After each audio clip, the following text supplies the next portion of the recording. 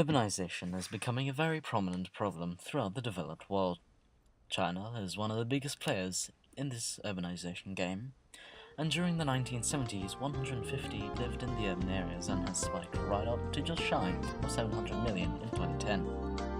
Though the urbanization rates have been lower compared to the other regions of the world, such as Europe, America, and Australasia, statistics show in 1978 only 18% of the Chinese populace lived in cities, which rose to 30% in 1995 and 40% in 2002, and now in 2011 is just shy of half, or 49%. The sheer number of people are disproportionate to these statistics.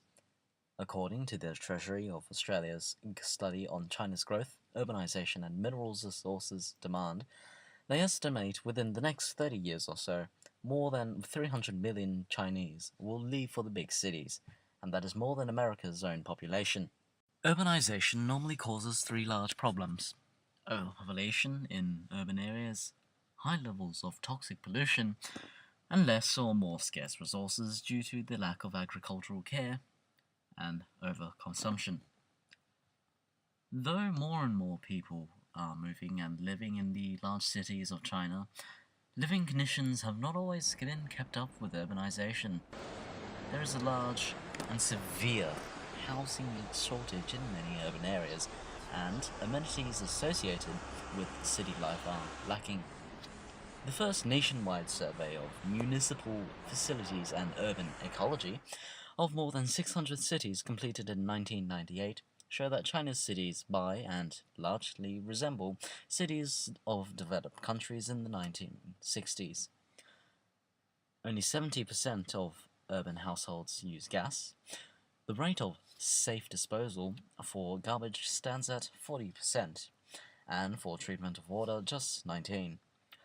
Public green areas average around 5 square meters per head, and in urban transportation, there is an average of 7 public vehicles per 10,000 persons.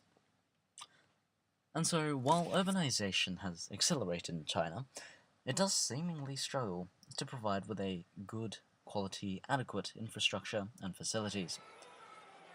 With the initial surge of people, there would be many problems, as there won't be enough jobs for the incoming people, and straight away leads to the classic problem of slums and beggars.